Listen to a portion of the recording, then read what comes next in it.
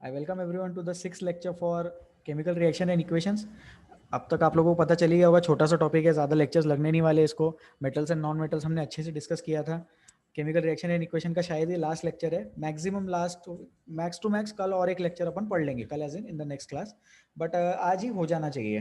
Okay, let's see. Today 7th October। I welcome everyone to the six lecture for chemical reactions and equations.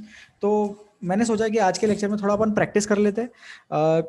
NCERT text book and state board text book के जो back of the chapter exercises होते हैं, तो उस exercises से मैं कुछ questions लेके आया हूँ, ऐसे ही कॉपी पेस्ट कर लिया है मैंने पीपीटी पे क्वेश्चंस। तो ये क्वेश्चंस हम अभी क्लास में डिस्कस करेंगे। ठीक है, तो ये बैलेंसिंग के 4 क्वेश्चंस है। आई डोंट थिंक कि ये हमने लास्ट टर्न पे डिस्कस किए थे। So I want students to solve this now. मैं चाहता हूँ कि जनता इसको अभी सॉल्व करे। तो जो कंपाउंड्स लिखे हैं, उस कंपाउंड्स को पहले सिंबल्स में कन्वर्ट करे। सिंबल्स में कन्वर्ट करना आता है हमें। और बोला भी था कि 9th क्लास के टेक्स्ट बुक से पॉलीवैलेंट आयंस, कटायन क्या होते हैं, अनायन क्या होते हैं, वैलेंसीज क्या होती है, ये पढ़ लेना। सो उसका रिवीजन वाज एक्सपेक्टेड। ओके, ठीक है। 9th क्लास में valency and poly atomic ions के रिगार्डिंग 9th क्लास में in this current academic year मेरा एक लेक्चर हुआ था, एक या दो लेक्चर्स हुए थे।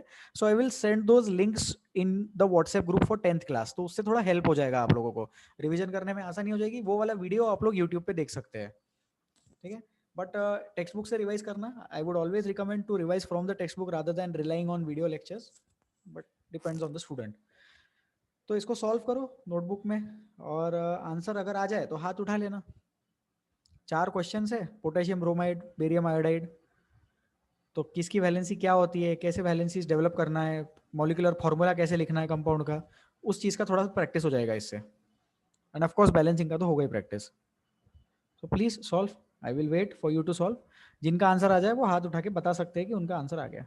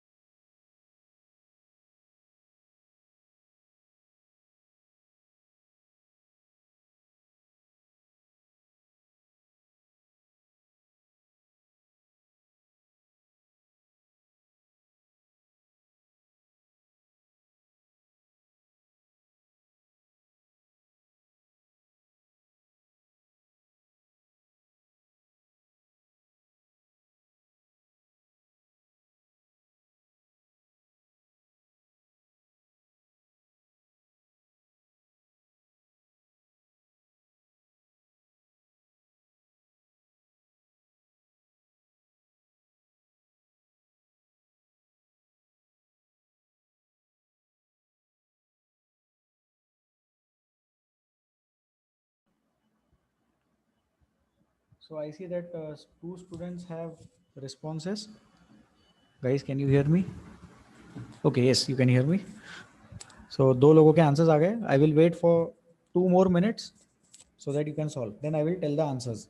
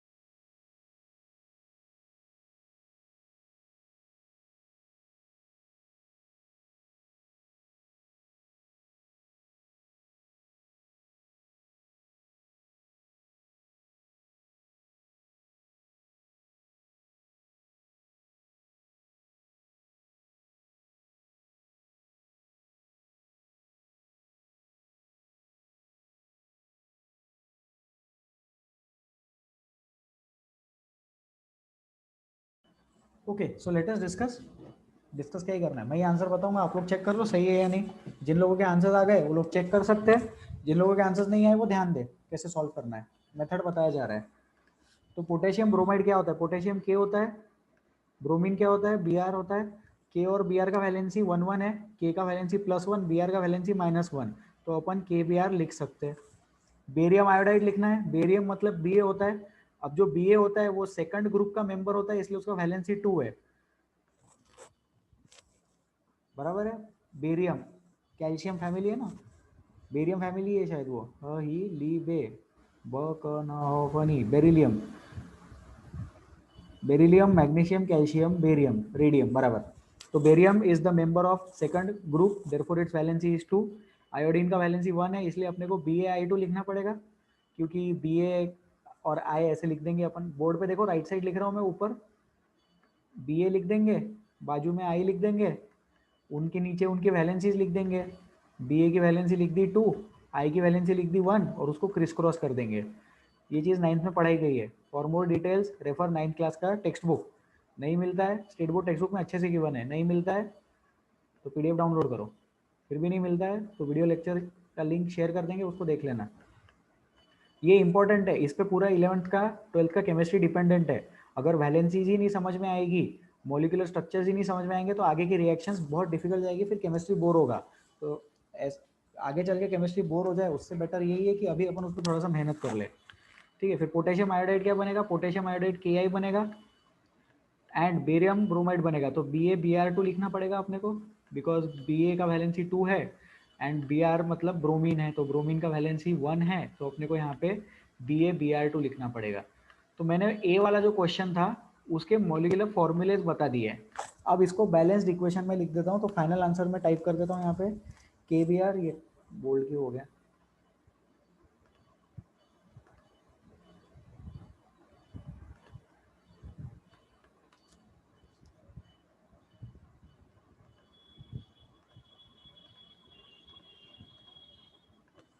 ठीक है, KBr स्मॉल प्लस BaI2, वो 2 जो है वो नीचे लिखना, यहाँ पे वो ऑप्शन नहीं है नीचे लिखने का, सबस्क्रिप्ट में लिखना, gives BaBr2 plus BaBr2 plus KI। तो ये स्ट्रक देख लो, इधर I जो है वो नीचे लिखना, सॉरी 2 जो है वो नीचे लिखना, और इधर Br2 का 2 भी नीचे लिखना। अब अपन इसको बैलेंस कर देते हैं, तो I और Br ये दोनों 2 दिखाई दे रहे हैं हमें, तो I 2 होने की वजह से इसको यहाँ पे 2 करना पड़ेगा, 2KI हो गया, तो यहाँ पे 2 करना पड़ेगा। तो आई गेस अब ये बैलेंस हो चुका है, देख लो एक बार चेक कर लो, K बैलेंस्ड है क्या, हाँ K बैलेंस्ड है। बेरियम बैलेंस्ड है क्या, हाँ Ba भी बैलेंस दिखाई दे रहा है, बराबर। तो ऐसे ही आयोडीन भी चेक कर लेना और ब्रोमीन भी चेक कर लेना, तो ये भी बैलेंस्ड है, ठीक है। फिर अपन यहाँ पे ऐसे छोटा सा टिक मार्क कर देते हैं और ये बैलेंस्ड ऐसा बोल देंगे, ओके। तो this is the answer. Sir आपको कैसे पता चला ऐसे ही बैलेंस करना था, तो जो एलिमेंट अनबैलेंस्ड है उस पर फोकस करो। जैसे यहाँ पे आयोडीन अनबैलेंस्ड है, तो मैंने आयोडीन पे फोकस किया। मैं चाहता तो ब्रोमीन पे भी फोकस कर सकता था, तो ब्रोमीन पे फोकस करता तो पहले KBr के सामने 2 लिखता, बाद में KI के सामने 2 लिखने में आ जाता। मैंने जब ये बैलेंस किया, अगर आपने ध्यान से देखा होगा, तो KI के सामने 2 लिखा पहले और बाद में लिखा KBr के सामने वाला 2। अगर आप ब्रोमीन से स्टार्ट करोगे बैलेंस करना, तो पहले KBr के सामने 2 लिखोगे, बाद में KI के सामने 2 लिखोगे, तो it doesn't make any difference. This is the correct answer. तो जो लोग चाहते हैं वो ये आंसर लिख के रख सकते हैं। प्लीज मेथड क्या होता है सॉल्व करने का वो भी ध्यान रखें। It is important to understand the method of solving, ताकि आप आगे चल के ऐसे ही सेम क्वेश्चंस अटेम्प्ट कर पाओ। जरूरी थोड़ी एग्जाम में यही क्वेश्चन आएगा, चलो स्कूल के एग्जाम में आ भी गया, लेकिन जो यहाँ पे मेजर टेस्ट होगा सेफ हैंड्स में, उसके रिगार्डिंग तो आंसर्स अलग अलग आ सकते हैं, राइट। सॉरी, उसके रिगार्डिंग क्वेश्चंस अलग अलग आ सकते हैं, तो please take care of this fact. तो फर्स्ट वाला क्वेश्चन हो गया, सेकंड क्वेश्चन हम डिस्कस करेंगे अभी। आंसर लिख लो, then we will discuss the second question. हाँ, किसी ने पूछा कैन वी राइट 1/2, यस हम इसको 1/2 भी लिख सकते हैं। तो KBr plus 1/2 BaI2 gives 1/2 Br2 plus KI, वो भी चलेगा, बट ये थोड़ा ज़्यादा बेटर रहता है। क्या होता है कि हम हमेशा कोशिश करते हैं कि जो कोएफिशिएंट्स है, coefficients must be whole numbers, ठीक है, ये कोई रूल नहीं है, लेकिन ये एक कन्वेंशन है कि भाई सब सारी दुनिया मान के चलती है कि अगर कोएफिशिएंट होल नंबर हो तो थोड़ा बेटर रहता है। 1/2 यदि हम लिखते हैं तो वो 0.5 हो जाता है, 0.5 होल नंबर नहीं है, तो वहां थोड़ा सा दिक्कत आ जाता है। आंसर गलत नहीं होगा, वो भी करेक्ट ही होगा, बट ये थोड़ा ज्यादा बेटर हो गया क्योंकि यहाँ पे हमने होल नंबर्स लिखा है।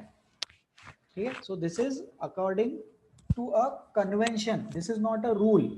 कोई हार्ड एंड फास्ट रूल नहीं है, लेकिन कोएफिशिएंट्स होल नंबर में सारी दुनिया लिखती है। ठीक है, चलो इसको डिलीट करते हैं, सेकंड क्वेश्चन पे जाते हैं। अब जिंक कार्बोनेट है, तो अब मैं डायरेक्ट आंसर लिख देता हूँ, ZnCO3 लिखना है मेरे को। तो जिंक कार्बोनेट, सर अभी आपको कैसे पता चला? तो जो कार्बोनेट है वो CO3 2- ग्रुप है, CO और नीचे 3 लिखना और ऊपर 2 निगेटिव लिखना, ये चीज भी 9th क्लास के टेक्स्ट बुक में मिलेगा। कार्बोनेट ग्रुप मतलब एक कार्बन एटम है, 3 ऑक्सीजन एटम्स है, and then the whole structure is having a 2 negative charge. Zinc का वैलेंसी +2 होता है, तो ZnCO3। ओके, तो ZnCO3 प्लस नहीं लिखना है यहाँ पे, डायरेक्टली इसको अपन हीट कर रहे हैं। ZnCO3 gives zinc oxide plus carbon dioxide, बराबर। तो जिंक ऑक्साइड लिख देते हैं अपन, zinc oxide plus carbon dioxide होता है CO2। कार्बन डाइऑक्साइड तो फेमस मॉलिक्यूल है, पता होगा अपने को, बहुत बार अपन ने देखा भी होगा स्ट्रक्चर। तो ये रिएक्शन ऑलरेडी बैलेंस दिख रहा है, this is already balance, there is no problem with this. तो होता क्या है कि जब अपन ZnCO3 को हीट करते हैं तो उसमें से कार्बन डाइऑक्साइड गैस रिलीज होता है, तो रिलीज वाली चीजों को ऐसा एरो लिखते हैं, ये पढ़ाया था। इसके बारे में रीड करें, टेक्स्ट बुक में अच्छे से गिवन है। एरो ऊपर का कब लिखते हैं? गैसेस के लिए ऊपर का एरो लिखते हैं। सॉलिड्स के लिए जो पीपीटी बनता है, प्रेसिपिटेट फॉर्मेशन, उसके लिए ऐसा नीचे का एरो लिखते हैं हम लोग। Okay, ZnCO3 gives ZnO plus CO2। Sir यहाँ पे हीटिंग तो दिया नहीं है, तो दिया नहीं है, लेकिन मुझे पता है कि ये reaction is, I know that this particular reaction is endothermic, I know that this particular reaction requires heat energy, इसीलिए मैंने नीचे डेल्टा लिखा। आप नहीं लिखोगे तो भी चलेगा, क्वेश्चन में मेंशन नहीं है तो खुद से लिखने की जरूरत नहीं है, बट मुझे पता था तो मैंने लिख दिया। Now this reaction is already balanced because zinc जो है वो बैलेंस्ड है, कार्बन भी बैलेंस्ड है, और ऑक्सीजन देख लेते हैं, इधर 3 ऑक्सीजन के एटम दिख रहे हैं और इधर 2+1 वो भी 3 ऑक्सीजन के एटम्स दिख रहे हैं। ओके, तो अपना सेकंड क्वेश्चन भी हो गया, इसको लिख लो, लिखने की जरूरत नहीं है, कॉमन सेंस आ गया होगा अब तक समझ में। Let us move. Third question, hydrogen plus chlorine gives hydrogen chloride. बहुत इजी, सिंपल एग्जांपल। हाइड्रोजन होता है H2, क्लोरीन होता है Cl2, हाइड्रोजन क्लोरीन, क्लोरीन होता है Cl2, ये Cl है, ठीक है, लग नहीं रहा है Cl जैसा, Cl2, H2 plus Cl2 gives HCl। Hydrogen chloride क्या होता है? हाइड्रोजन क्लोराइड HCl होता है, लेकिन अब अगर अपन इसको बैलेंस करने जाए तो यहाँ पे अपने को 2 लिखना पड़ेगा, तो मैं ऑरेंज कलर में 2 लिख देता हूँ, जिससे कि समझ में आ जाएगा कि वो बैलेंसिंग वाला स्टेप है। तो H2 plus Cl2 gives 2 HCl, this is the answer. फिर वही बात आप वहां पे लिख सकते हो, half H2 plus half Cl2 gives HCl, वो भी चलेगा, that is also correct, but this is a better version. तो H2 plus Cl2 gives HCl। हाँ, ये छोटा सा G वगैरह लिखते रहना, ये हाइड्रोजन गैस रहता है, क्लोरीन गैस रहता है ना, यहाँ पर भी अपन गैस लिखे। फिर अब ऐसा एक डाउट आता है, सर ये यहाँ पे अपन ने ऐसा एरो क्यों नहीं लिखा? तो तो जनरली जब सिर्फ गैसियस प्रोडक्ट बनता है तो एरो नहीं लिखते अपन। आप समझिए इस चीज को, रिएक्शन में कोई सॉलिड चीज बनी और कोई गैस चीज बनी, तभी गैस वाली चीज को एरो बताएंगे ऊपर की तरफ, नहीं तो ऐसा स्मॉल जी भी लिख सकते हैं। और अगर ऊपर का एरो कभी नहीं बताना है तो हमेशा स्मॉल जी भी चलेगा। G stands for gas, S stands for solid, L stands for liquid, and AQ stands for aqueous। Solid, liquid, gas and aqueous, ऐसे 3 टाइप के ब्रैकेट में हम नोटेशन लिखते हैं। ओके, ठीक है। हाँ, is there a need to write the states of compounds? Yes, there is a need to write the states of compounds. Basically क्या है कि अच्छा लगता है इसलिए लिखते हैं अपन, तो लिख लिया करो। कंप्लीट बैलेंस्ड रिएक्शन, ये पॉइंट अच्छा है, मैं लिख देता हूँ पॉइंट।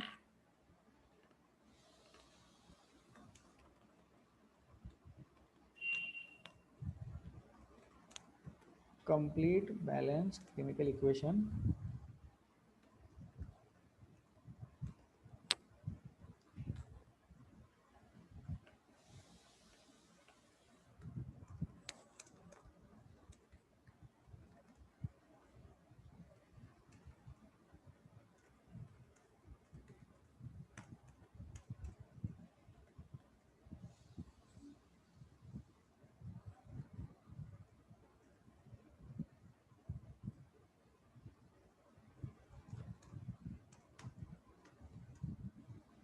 मैं लिख रहा हूँ, होल्ड करें। ठीक है, तो ये एक इंपॉर्टेंट पॉइंट यहाँ पे मैंने लिखा है, कंप्लीट बैलेंस केमिकल इक्वेशन जो है वो क्या क्या इंफॉर्मेशन प्रोवाइड करना चाहिए। तो उसने इंफॉर्मेशन प्रोवाइड करनी चाहिए एनर्जी चेंजेस के बारे में, उसने हमें बताना चाहिए फिजिकल स्टेट के बारे में। किसके फिजिकल स्टेट के बारे में? मॉलिक्यूल्स और एटम्स जो रिएक्ट कर रहे हैं, और मॉलिक्यूल्स और एटम्स जो प्रोड्यूस हो रहे हैं उसके बारे में। ठीक है, और यहाँ पे फिजिकल स्टेट भी लिख दिया मैंने, बराबर। तो फिजिकल स्टेट आ गया, इसका मतलब सॉलिड लिक्विड गैस लिखना चाहिए। और एनर्जी चेंजेस के बारे में हमें कैसे पता चलता है? या तो एनर्जी की वैल्यू देते हैं या फिर ऐसा डेल्टा वगैरह लिख देते हैं। कई बार एनर्जी की वैल्यू नहीं पता होती है तो सिर्फ डेल्टा लिख देते हैं, नहीं तो अगर एनर्जी की वैल्यू पता है तो वो भी अपन मेंशन करते हैं वहाँ पे, कितने जूल एनर्जी लगी या कितने जूल एनर्जी रिलीज हुई। ठीक है, और फिर नंबर ऑफ मॉलिक्यूल्स और एटम्स भी अपन लिखते हैं। तो नंबर ऑफ मॉलिक्यूल, तो इसमें ये देखो, ये जो पार्ट है ना, नंबर ऑफ मॉलिक्यूल्स या atoms reacting and number of molecules and atoms produced, ये वाला जो पार्ट है इस पे सबसे ज्यादा फोकस होता है बैलेंसिंग करते वक्त। लेकिन हमें ये याद रखना है कि बैलेंसिंग का मतलब सिर्फ कोएफिशिएंट्स को बैलेंस करना नहीं है। बैलेंसिंग का मतलब एनर्जी के बारे में बात करना भी है, और बैलेंसिंग का मतलब फिजिकल स्टेट के बारे में बात करना भी है। तो फिजिकल स्टेट के बारे में भी बात करें और एनर्जी के बारे में भी बात करें, और साथ ही में कोएफिशिएंट्स के बारे में भी बात करें। कोएफिशिएंट्स मतलब वो जो नंबर्स है जिसको अपन अल्टर करते हैं। ठीक है, हो गया। तो थर्ड वाला क्वेश्चन भी अपन ने डिस्कस कर लिया, इसको डिलीट करते हैं। फोर्थ क्वेश्चन, Mg, मैग्नीशियम होता है Mg और हाइड्रोक्लोरिक एसिड होता है HCl। तो Mg प्लस HCl गिव्स, क्या प्रोडक्ट बना रहा है ये? Gives MgCl2, MgCl2 plus H2, MgCl2 plus H2। Magnesium chloride होता है MgCl2 और हाइड्रोजन होता है H2, बराबर। तो इसको बैलेंस कर लेते हैं। तो सिंपल दिख रहा है कि क्लोरीन भी 2 बार है राइट साइड में, हाइड्रोजन भी 2 बार है राइट साइड में, तो HCl के सामने 2 लिख देंगे तो आंसर आ जाएगा। तो डी वाला क्वेश्चन बहुत ही सिंपल अपन ने लिख दिया बैलेंस करके। Mg के नीचे सॉलिड लिखना ब्रैकेट में, HCl के नीचे एक्वस लिखना, वो क्वेश्चन में गिवन ही है आई गेस। हाँ ये देखो, ये एक्वस लिखा है, सॉलिड लिखा है, इधर भी एक्वस लिखा है। अब आप चाहो तो H2 के सामने गैस का G भी लिख सकते हो, या फिर आप चाहो तो H2 के सामने ऐसा एरो भी बना सकते हो, डिपेंड्स, दोनों चलेगा, कोई प्रॉब्लम नहीं है उसमें। ठीक है, so this is the fourth question. Okay, so any doubts in balancing? इस वाले स्लाइड में या बैलेंसिंग में कोई डाउट किसी को? ठीक है, डाउट्स आ रहे हैं प्लीज आप व्हाट्सएप पे मैसेज करके डाउट पूछ सकते हैं। किसी का डाउट है, sir should we take all elements in their stable और molecular form in a reaction or equation? वो तो डिपेंड करेगा ना कि कौन सी रिएक्शन है, कैसी रिएक्शन है। मतलब अभी जैसे कंपाउंड, सामने वाला बोल रहा है कि हाइड्रोजन बनाना है, तो उसको उसके स्टेबल मॉलिक्यूलर फॉर्म में लिया। सामने वाले कंपाउंड ने बोला कि जैसे याद है नेसेंट ऑक्सीजन था, तो नेसेंट ऑक्सीजन, अगर किसी रिएक्शन में नेसेंट ऑक्सीजन यूज हो रहा है तो वहां पे ऑक्सीजन अपने को स्क्वायर ब्रैकेट में लिखना पड़ेगा, है ना, नेसेंट ऑक्सीजन याद करो। तो should we take all elements in their stable और मॉलिक्यूलर फॉर्म? तो उसका आंसर है कि जो रिएक्शन की डिमांड है उसी के अकॉर्डिंग हमें लिखना पड़ेगा। अब जैसे एक एग्जांपल मैं आपको देता हूँ, ग्राफाइट और डायमंड दोनों कार्बन होते हैं, आपको पता होगा एलोट्रॉप्स ऑफ कार्बन आप लोगों ने सीखा होगा। तो कुछ कुछ रिएक्शन में डायमंड की रिएक्शन कराते, कुछ कुछ रिएक्शन में ग्राफाइट की रिएक्शन कराते, फिर अब उसमें किसको लिखेंगे? जब ग्राफाइट की रिएक्शन बोलिए तो ग्राफाइट लिखना, डायमंड की रिएक्शन बोलिए डायमंड लिखना है, लेकिन लिखते वक्त हमेशा सी लिखना पड़ेगा, कार्बन। तो उसमें क्या करते हैं, उसमें ऐसा कार्बन लिखते हैं और ऐसा छोटा सा नीचे सबस्क्रिप्ट के जैसा ग्राफाइट लिखते हैं। मतलब सामने वाले को समझ में आता है कि कार्बन का form, sorry graphite is the form which is reacting. या फिर कार्बन लिखते हैं, नीचे छोटा सा डायमंड लिखते हैं, उससे समझ में आता है कि diamond is the form which is reacting. Anish का डाउट था ये, अनीश आई होप क्लियर हो गया होगा, व्हाट्सएप पे रिप्लाई करें। Sir do we have to learn the valencies of D block elements? नहीं अभी नहीं, लेकिन जो डी ब्लॉक के कुछ कॉमन एलिमेंट्स है जैसे क्रोमियम, मैंगनीज, आयरन, कॉपर, तो इनकी वैलेंसीज लर्न करनी होती है। तो 9th क्लास के टेक्स्ट बुक में जितनी वैलेंसीज है उतनी लर्न कर ली तो भी सफिशिएंट है। डी ब्लॉक एलिमेंट्स से ज्यादा, डी ब्लॉक एलिमेंट्स से ज्यादा इंपॉर्टेंट है ग्रुप्स की वैलेंसीज लर्न करना। ग्रुप्स की वैलेंसीज मतलब जैसे यहाँ कार्बोनेट लिखा है ना, बी वाला क्वेश्चन देखो, कार्बोनेट मतलब CO3 2- रहता है ना। तो ग्रुप्स की वैलेंसीज ज्यादा इंपॉर्टेंट है as compare to D block के एलिमेंट्स, ठीक है।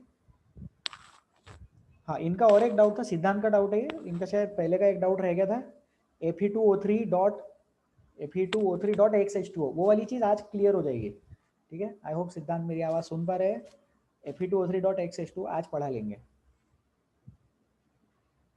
ठीक है सर। इज MgCl2 एक्वस और सॉलिड? हाँ, तो MgCl2 नमक के जैसा है। अभी आप सोचो, मार्केट से नमक लाते सोडियम क्लोराइड, तो वो कैसा रहता? सॉलिड रहता, लेकिन उसको पानी में डिसॉल्व करके अपन उसका सॉल्यूशन बना सकते हैं।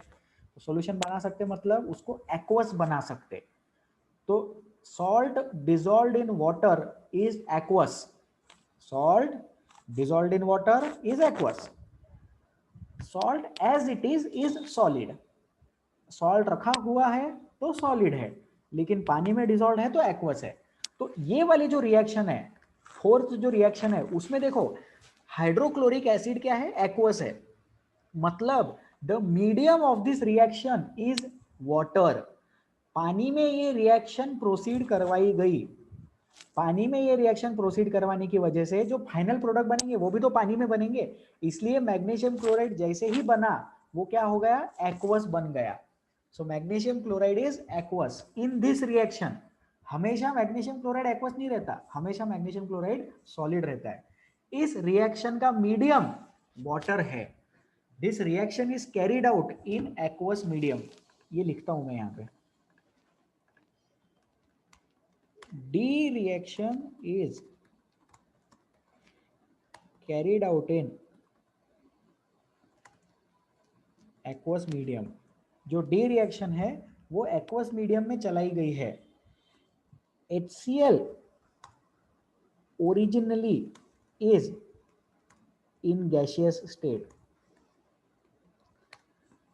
सोचो, जो HCl जो फ्रेशली प्रिपेयर्ड HCl रहता है, मतलब मान लो कोई मेथड से अपन HCl गैस ही बना रहे, तो वो जो HCl रहता है वो गैसियस स्टेट में रहता है, लेकिन उसको पानी में डिसॉल्व करते हैं। वेरी कॉन्सेंट्रेटेड HCl, बहुत ही ज्यादा स्ट्रॉन्ग HCl गैसियस फॉर्म में रहता है, लेकिन यूज करते वक्त अपन हमेशा उसका वाटर का सॉल्यूशन लेते हैं। तो सोचने वाले को क्या लगता है? HCl जो है वो लिक्विड होगा। HCl लिक्विड नहीं है। पानी कैसा लिक्विड रहता, इथेनॉल कैसा लिक्विड रहता, वैसा HCl लिक्विड नहीं है, HCl गैसियस है। लेकिन हर बार हम जब भी यूज करते हैं तो उसका एक्वस सॉल्यूशन यूज करते हैं, उसको वाटर में डिसॉल्व्ड वैसा सॉल्यूशन बना के यूज करते हैं। इसको और ज्यादा हम लोग एसिड बेसिस सॉल्ट्स में पढ़ने वाले हैं। More content about this will be discussed in acid basis and salts, HCl के बारे में, ठीक है। ये हो गया। नेक्स्ट डाउट, हाँ वो वेरी गुड, कौन है ये पता नहीं, आशय पाटिल लिखा है यहाँ पे, Ashay. Yes sir, is there any difference between the CO2 formed from carbon and graphite, from carbon in graphite and diamond? सोचो, बहुत बढ़िया क्वेश्चन। जो CO2 ग्राफाइट से बना और जो CO2 डायमंड से बना, उसमें 1% भी फर्क नहीं है। There is no difference between CO2 produced from carbon in the form of graphite और carbon in the form of diamond। जो पेट्रोल रहता है, गाड़ी में पेट्रोल डालते हैं, पेट्रोलियम गैस, ऑयल, वो सारा भी CO2 बनाता है। वो वाले CO2 में भी फर्क नहीं है। कार्बन का, ग्राफाइट और डायमंड का डिफरेंस सिर्फ इतना है कि उनका स्ट्रक्चर अलग है, उसको बोलते हैं allotropy. It is called as allotropy. जब रिएक्ट करते हैं तो फाइनल प्रोडक्ट सेम ही बनाएंगे, क्योंकि इसेंशियली है तो कार्बन। केमिकल वाइज देखा तो कार्बन है, फिजिकल प्रॉपर्टीज वाइज देखा तो डायमंड या ग्राफाइट होगा। डायमंड और ग्राफाइट मतलब सिर्फ एलोट्रोपी के टर्म्स में है, फाइनल प्रोडक्ट दोनों का सेम ही आएगा। रिएक्शन कंडीशन अलग अलग हो सकती है। ग्राफाइट को ऑक्सीजन से रिएक्ट करने के लिए कंडीशन शायद डिफरेंट हो। डायमंड को ज्यादा एनर्जी लग सकती है, ज्यादा प्रेशर लग रहा होगा डायमंड को रिएक्ट करवाने के लिए, रिएक्शन कंडीशन अलग अलग मेंटेन करनी पड़ रही होगी, ज्यादा हीट एनर्जी लग रही होगी, ज्यादा टेम्परेचर चाहिए होगा, वो सब हो सकता है। लेकिन जब फाइनल प्रोडक्ट बनेगा तो वो फाइनल प्रोडक्ट CO2 ही रहेगा, और दोनों के CO2 को देख के आप ये नहीं बता सकते कि ये डायमंड वाला CO2 है या ग्राफाइट वाला CO2 है, ठीक है, ऐसा अंतर अपन नहीं बता सकते। Sir please teach how to balance chemical equations using oxidation number. Harsh, तो ऑक्सीडेशन नंबर से बैलेंसिंग करना अपन बाद में पढ़ेंगे, बहुत टाइम है उस चीज को, अभी पता नहीं 10th में होगा भी कि नहीं होगा। Sir is every decomposition reaction always endothermic? Yes, मतलब 99.99% of the times decomposition reaction endothermic रहती है। बॉन्ड अगर तोड़ना है तो एनर्जी लगती है, कोई 1 या 2% रिएक्शंस होंगी जो डिकम्पोजिशन तो है लेकिन एंडोथर्मिक नहीं है, ठीक है। मैं ढूंढता हूँ ऐसा कोई एग्जांपल मिलेगा क्या, प्रथमेश का डाउट है ये। तो 99.99% of the reactions which are decomposition always require energy, तो वो एंडोथर्मिक अपन कंसिडर करें, ठीक है। मिनिमम कितने एलिमेंट्स की वैलेंसी लर्न करने की पड़ती है? मिनिमम कितने एलिमेंट्स की वैलेंसी लर्न कर ले प्रथमेश राठौड़? हाँ वो देख लो, 9th क्लास की टेक्स्ट बुक, 9th क्लास के स्टेट बोर्ड में बहुत सारी चीज़ें है, 15-20 एलिमेंट्स है, 10 एक उसमें ग्रुप्स है, तो उतना लर्न कर लिया तो भी अच्छा है, सफिशिएंट है अभी के लिए। Sir is there a need to write the states of the compound? ये हो गया, ठीक है। और कोई डाउट है इसमें? और कोई डाउट नहीं, बहुत बढ़िया। हाँ, ऑक्सीडेशन नंबर वाला बैलेंसिंग अपन करते हैं, एक बार अपना स्कूल का सिलेबस हो जाए, 2 चैप्टर्स बचे अपने, carbon and its compounds and acid basis and salts. ये 2 चैप्टर्स होने के बाद अपन 11th 12th के कॉन्सेप्ट्स डिस्कस करेंगे क्लास में ही, ठीक है। तो एक तो पीरियोडिक टेबल में अपना जो सबशेल कॉन्फ़िगरेशन बचा है वो डिस्कस करना है, और ऑक्सीडेशन नंबर, रिडक्शन नंबर और उसकी बैलेंसिंग डिस्कस करना है, तो वो सब मैं पढ़ाऊंगा, ठीक है। ठीक है, ये बैलेंसिंग हो गया, नेक्स्ट स्लाइड पे जाते हैं। अब ये रेडॉक्स रिएक्शंस है, इसका एक प्रैक्टिस क्वेश्चन है, इसको अपने को आइडेंटिफाई करना है, तो मैं चाहता हूँ कि जनता इसको अभी सॉल्व करे, जल्दी से सॉल्व कर लो, हो जाएगा। पता करना है कौन सा एलिमेंट का रिडक्शन हुआ, कौन से एलिमेंट का ऑक्सीडेशन हुआ, तो जल्दी पता करें। Please solve, raise your hands if you have the answer.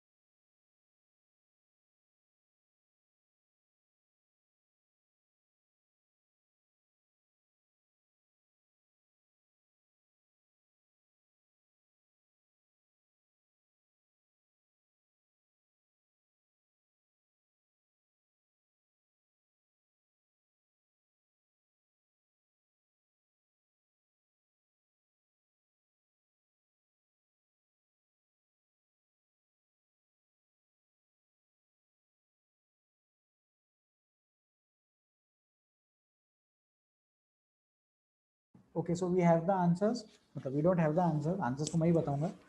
We have some students who have raised their hands, ठीक है, तो डिस्कस करते हैं। Fe और S, FeS बन रहा है, पहला क्वेश्चन देखते हैं, पहले क्वेश्चन से स्टार्ट करते हैं, ध्यान से देखो। Fe का क्या हो रहा है? ऑक्सीडेशन हो रहा है, A, हाँ, Fe is getting oxidized, S is getting reduced, ये है आंसर ए क्वेश्चन का, क्योंकि Fe is getting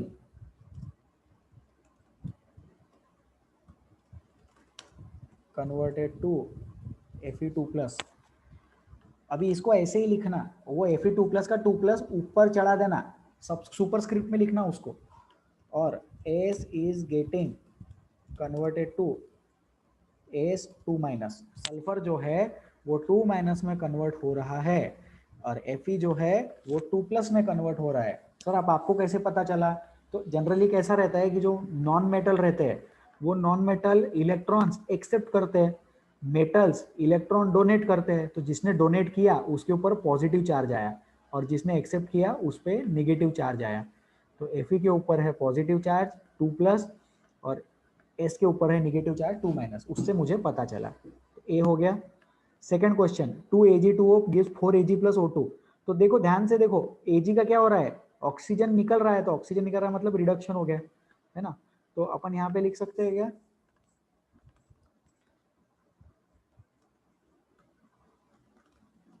reduction of Ag because removal of oxygen is happening, है ना। ऑक्सीजन का रिमूवल हो रहा है इस केस में, इसीलिए अपन बोल सकते हैं कि ये रिडक्शन है Ag का। लेकिन अब इसमें कुछ लोगों को डाउट आएगा, सर वो आपने बोला था कि सिर्फ अकेला रिडक्शन नहीं होता, ऑक्सीडेशन और रिडक्शन साथ में होना चाहिए। तो इस वाले में अगर आप बोल रहे हो कि Ag का सिर्फ रिडक्शन हुआ तो ऑक्सीडेशन किसका हुआ? तो ऑक्सीडेशन हुआ, ध्यान से देखेंगे, ऑक्सीडेशन हुआ ऑक्सीजन का। सोचो, इधर जो ऑक्सीजन है उसके ऊपर चार्ज, मतलब इधर ऑक्सीजन का ऑक्सीडेशन नंबर 2 निगेटिव है और इधर ऑक्सीजन का ऑक्सीडेशन नंबर 0 है, तो इंक्रीज इन ऑक्सीडेशन नंबर हुआ। तो बी में increase in oxidation number of oxygen atoms, therefore oxidation of oxygen is happening. तो सोचो इसमें थोड़ा सा, मैंने जो ऑरेंज कलर में लिखा है ऊपर वो क्या लिखा है, रिडक्शन ऑफ Ag लिखा है, रिडक्शन ऑफ Ag2O नहीं लिखा। ध्यान से समझे, Ag जो था उसका ऑक्सीडेशन नंबर था, कितना था उसका ऑक्सीडेशन नंबर, +1 था। वो चीज 0 में कन्वर्ट हो गई, है ना, मेटालिक फॉर्म में आ गया, मतलब 0 में आ गया। तो Ag का हुआ रिडक्शन और ऑक्सीजन का हुआ ऑक्सीडेशन। मैं चाहता तो Ag2O भी लिख सकता था ना यहाँ पे, लेकिन वो गलत हो जाता। Ag2O का रिडक्शन नहीं हुआ, Ag का रिडक्शन हुआ। Ag का ऑक्सीडेशन नंबर +1 से 0 गया और ऑक्सीजन का ऑक्सीडेशन नंबर -2 से 0 गया। Increase in oxidation number of oxygen and decrease in oxidation number of Ag। तो ये हो गया बी क्वेश्चन, ठीक है। तो अभी ए और बी में कोई डाउट है क्या? ए और बी क्वेश्चंस में कोई डाउट है तो व्हाट्सएप पे मैसेज करें। ए और बी क्वेश्चंस में कोई डाउट है क्या? ठीक है।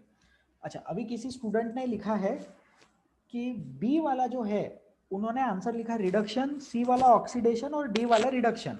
आंसर्स बराबर है, लेकिन आप समझो अपन फाउंडेशन के स्टूडेंट्स है, तो यहाँ पे हमें थोड़ा और कंसेप्चुअल क्लैरिटी की रिक्वायरमेंट है।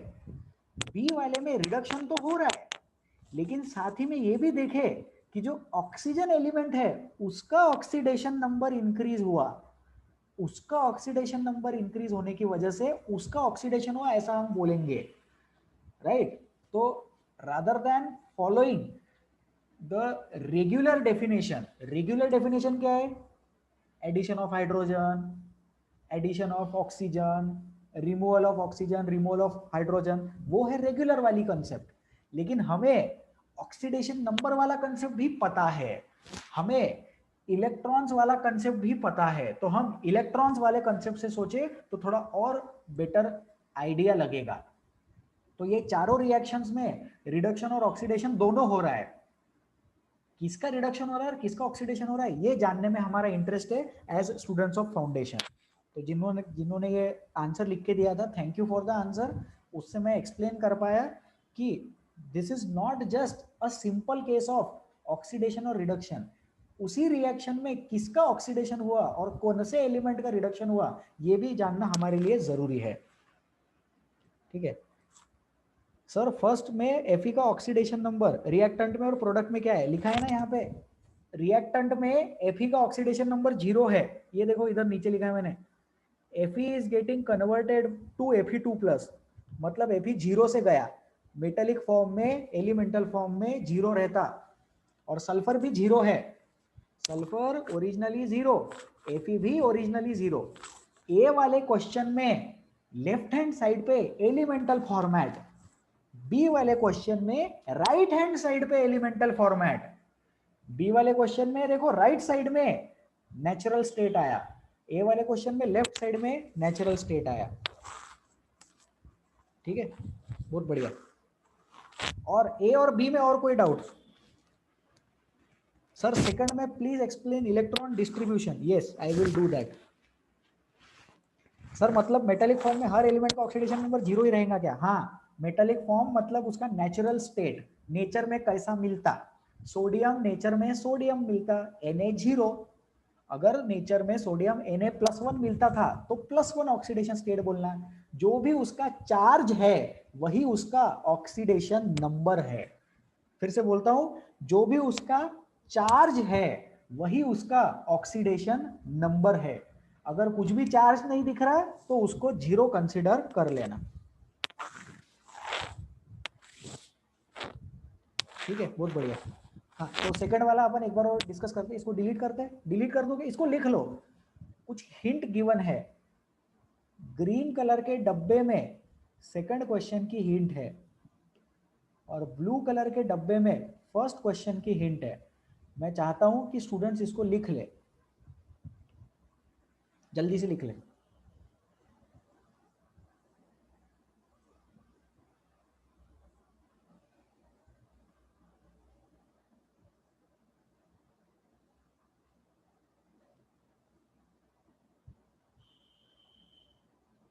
जल्दी लिखो।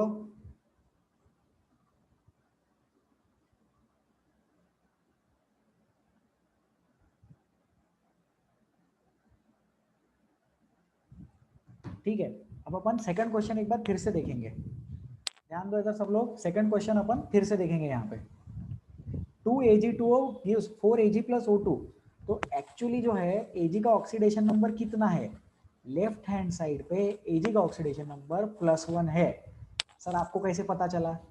तो जिसका नहीं मालूम उसका x अज्यूम कर लो, 2x प्लस ऑक्सीजन का -2 मुझे पता है, तो उसको -2 से मल्टीप्लाई कर दिया और इज इक्वल टू 0 लिख दिया, तो x की वैल्यू +1 आ गई। ठीक है, तो Ag का ऑक्सीडेशन नंबर हो गया +1 और ऑक्सीजन का ऑक्सीडेशन नंबर हो गया -2। ये कब हुआ? ये हुआ LHS पार्ट में। और जब अपन RHS पार्ट की तरफ जाएंगे तो RHS पार्ट में Ag का ऑक्सीडेशन नंबर कितना है? Ag का ऑक्सीडेशन नंबर 0 है, और ऑक्सीजन का कितना है? ऑक्सीजन का भी 0 है। ठीक है, जैसे समझ लो कि ये ऑक्सीजन भी मेरे को नहीं मालूम ऑक्सीजन का कितना है, दो ऑक्सीजन दिख रहे हैं ना वहाँ पे, तो लेट अस अज्यूम उसका ऑक्सीडेशन नंबर Y है, लेकिन 2Y, तो 2Y is equal to compound का चार्ज कितना है? कंपाउंड का चार्ज 0, तो ये Y की भी वैल्यू कितनी आ जाएगी? 0। तो इलेक्ट्रॉन्स का शिफ्टिंग कहाँ से कहाँ हो रहा है? इलेक्ट्रॉन्स का शिफ्टिंग ऑक्सीजन से Ag पे हुआ। लेफ्ट हैंड साइड में Ag था +1, लेफ्ट हैंड साइड में ऑक्सीजन था -2, राइट हैंड साइड में दोनों 0 हो गए, तो मतलब रिएक्शन के बाद ये एरो की वजह से, रिएक्शन कंडीशन की वजह से इलेक्ट्रॉन्स Ag को मिल गए और Ag 0 बन गया, और ऑक्सीजन जो पहले निगेटिव था वो ऑक्सीजन भी 0 बन गया। ठीक है, कौन है ये? रिप्लाई करे। अनीश, अनीश रिप्लाई करो व्हाट्सएप पे, सेकंड में इलेक्ट्रॉन डिस्ट्रीब्यूशन एक्सप्लेन करे। ठीक है, इसको लिख लो, सब लोग लिख लेंगे इसको। यहाँ पे हमने इलेक्ट्रॉन डिस्ट्रीब्यूशन एक्सप्लेन किया है, किसका? सेकंड वाले क्वेश्चन का। और हमने ये भी सीखा कि ऑक्सीजन का ऑक्सीडेशन नंबर 0 क्यों है, ये 2Y इज इक्वल टू 0। इसको हल्के में मत लो, इंपॉर्टेंट कॉन्सेप्ट है ये, इससे कंसेप्ट डेवलप होगा। थोड़ा जल्दी जल्दी भी करें, ठीक है।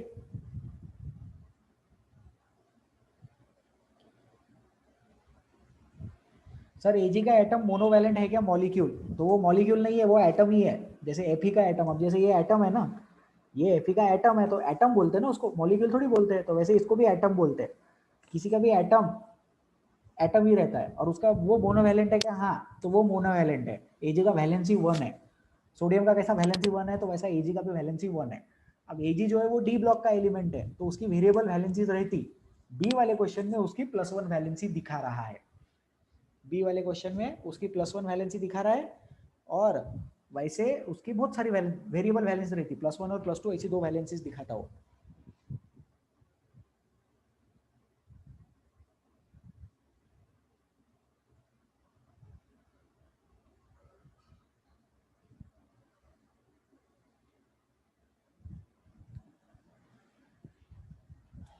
ठीक है, इसको लिख लिया सबने?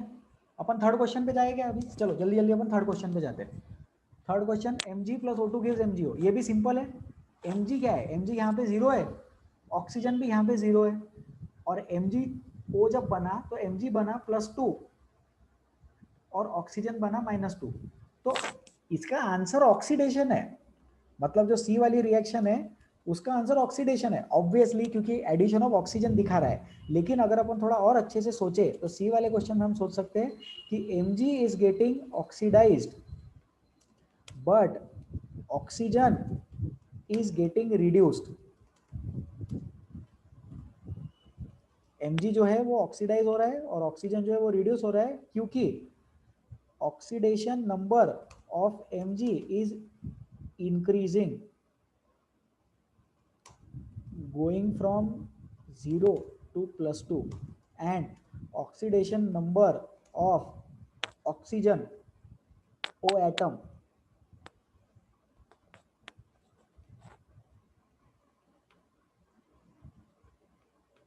and oxidation number of O atom is decreasing going from 0 to -2। ठीक है, तो ये सी क्वेश्चन का हिंट है, सी क्वेश्चन का हेल्प है, इसको लिख लो, इंपॉर्टेंट है ये सी क्वेश्चन। तो सी क्वेश्चन जो है वो बी वाले का इनवर्स जैसा सोचो। बी वाले में कैसा डिकम्पोज हो रहा ना वो, तो सी वाला कैसा कॉम्बिनेशन हो रहा। तो बी वाले में ऑक्सीजन जा रहा मतलब बी वाला रिडक्शन जैसा, तो सी वाले में ऑक्सीजन आ रहा मतलब ऑक्सीडेशन जैसा।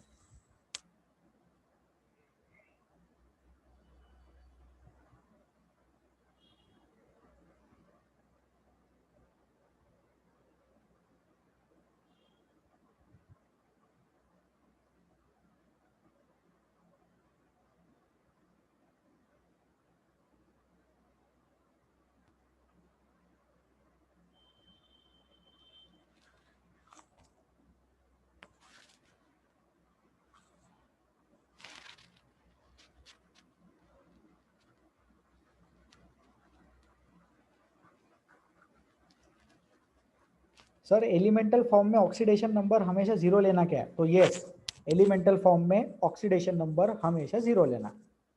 लर्न कर लो।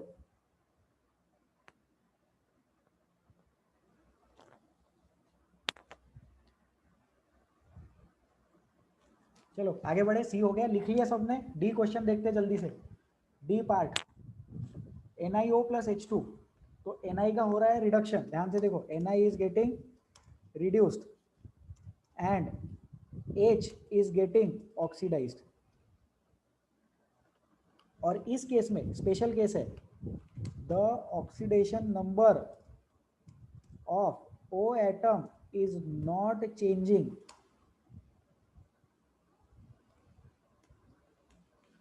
तो इसका कुछ भी नहीं, ऑक्सीजन का कुछ भी नहीं हो रहा है इसमें, ऑक्सीजन का कुछ नहीं हो रहा है। Na का रिडक्शन हुआ क्योंकि ऑक्सीजन गया, हाइड्रोजन आया। हाइड्रोजन का ऑक्सीडेशन हुआ क्योंकि हाइड्रोजन को ऑक्सीजन मिला, है ना, addition of oxygen is oxidation. तो हाइड्रोजन को ऑक्सीजन मिला तो Na रिड्यूस हो रहा है और हाइड्रोजन जो है वो ऑक्सीडाइज हो रहा है, बराबर।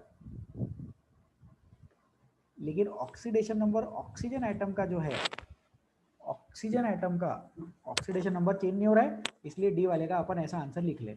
ये जो मैंने आंसर बताया इसमें कंसेप्चुअल क्लैरिटी आ रही है।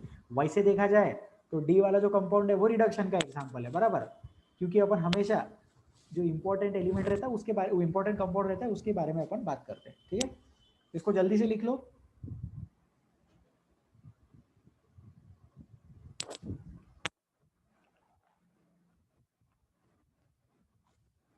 चलो वी विल मूव अहेड। इसको लिख लिया होगा सबने। Na का हो रहा है रिडक्शन, हाइड्रोजन का हो रहा है ऑक्सीडेशन, और ऑक्सीजन का ऑक्सीडेशन नंबर चेंज नहीं हो रहा, डी हो गया। Next next slide, next practice question.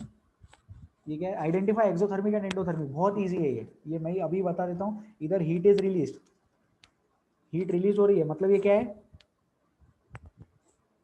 Exothermic है ना? पहला वाला हीट इज गेटिंग रिलीज। कहाँ रखो इसको?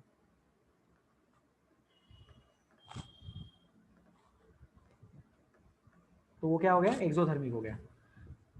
सेकंड वाला और डी वाले में आंसर आ जाएगा एंडोथर्मिक। सेकंड और डी का आंसर एंडोथर्मिक है, बराबर, क्योंकि हीट लग रही है उसको। और ये थर्ड वाले का आंसर भी क्या है? एक्सोथर्मिक। देखो इधर राइट हैंड साइड में हीट दिख रहा है, इधर भी राइट हैंड साइड में हीट दिख रहा है, मतलब हीट क्या है? In A and C heat is like a product, it is produced, therefore it is exothermic reaction। और बी और डी में क्या हो जाएगा? बी और डी में एंडोथर्मिक हो जाएगा। ठीक है,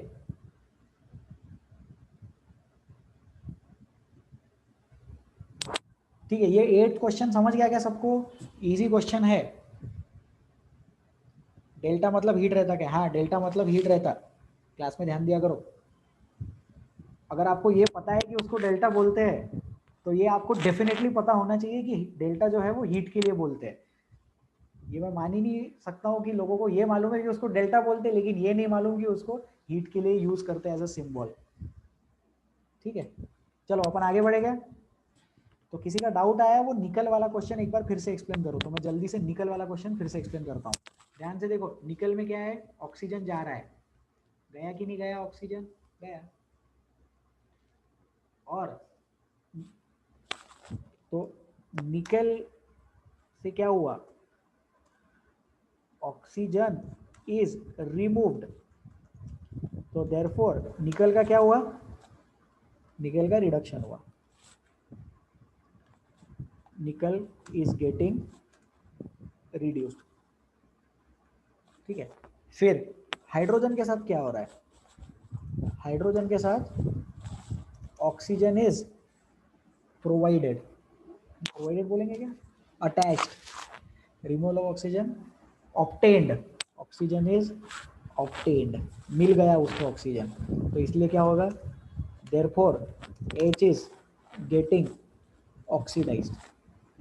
लेकिन अगर अपन ऑक्सीजन के बारे में सोचे, ये देखो ऑक्सीजन, ये ऑक्सीजन यहाँ पर और यहाँ पर दोनों ही जगह पर -2 ऑक्सीडेशन नंबर लेके बैठा है। ये ऑक्सीजन दोनों ही जगह पर -2 लेके बैठा है, इसलिए उसका ऑक्सीडेशन नंबर चेंज नहीं हुआ, तो ऑक्सीजन के साथ कुछ नहीं हुआ।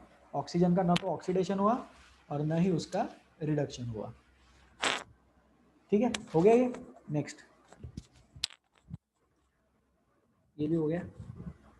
एंडोथर्मिक एक्सोथर्मिक अपन डिस्कस कर लिया। अब ये सॉल्व कर लेते हैं। टेक्स्ट बुक के क्वेश्चन से जल्दी जल्दी हो जाएंगे। प्लीज सॉल्व जल्दी से। Raise your hands if you have the answer.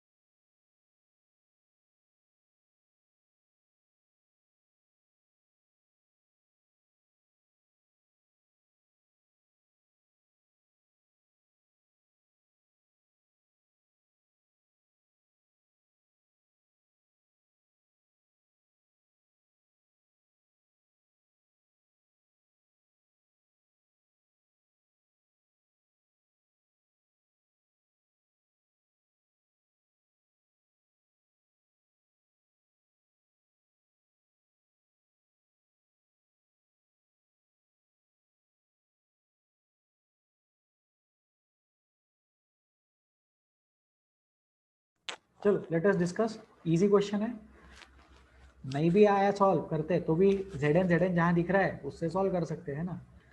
एजी किधर है, ये देखो एजी और एजी इधर है, CuSO4Fe CuSO4Fe और H2O CO2 H2CO3 बराबर।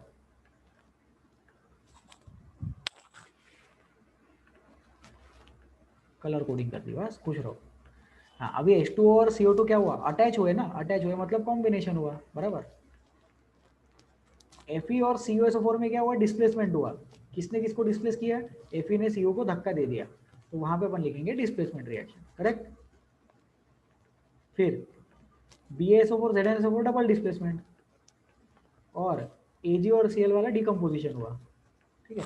तो इसमें सिर्फ एक ही इंपॉर्टेंट चीज, Fe is replacing Cu from CuSO4, Fe is replacing Cu from CuSO4, ठीक है। तो आई होप ये क्वेश्चन बहुत इजी है, ये डिस्कस कर लिया अपन ने। कोई डाउट है इसमें, किसी को डाउट होगा तो पूछ लो, ये तो बेसिक सा क्वेश्चन है, आ गया होगा अब तक।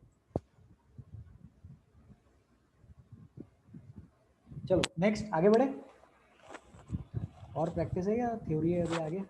हाँ अभी करोजन का थ्योरी है, तो ये एनसीईआरटी से उठाया मैंने, सिर्फ स्टेटमेंट में रीड करूंगा और एक्सप्लेन करूंगा। करोजन अपने को पता है, अपन ने मेटल्स नॉन मेटल्स में अच्छे से करोजन डिस्कस किया है, लेकिन यहाँ पे स्टेट बोर्ड टेक्स्ट बुक में रिएक्शन है करोजन का, सो वो अपन अभी डिस्कस करेंगे।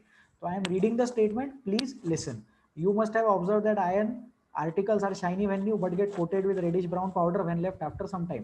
तो ये जो रेडिश ब्राउन पाउडर है ये एक्चुअली क्या है, रेडिश ब्राउन पाउडर रस्ट है, आयरन ऑक्साइड का रस्ट है।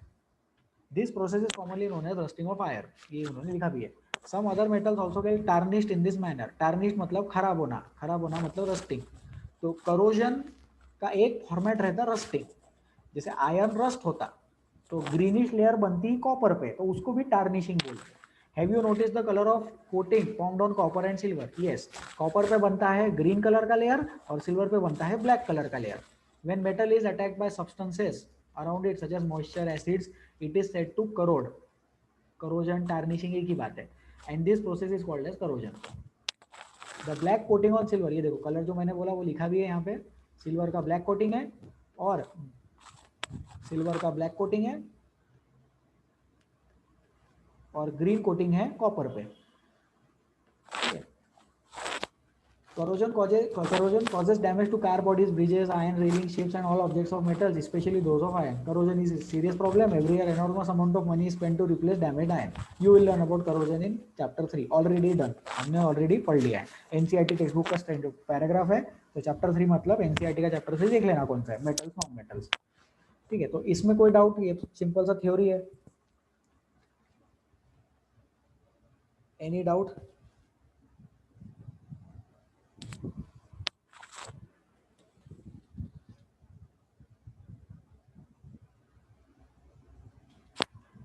कोई डाउट इसमें करोजन के रिगार्डिंग?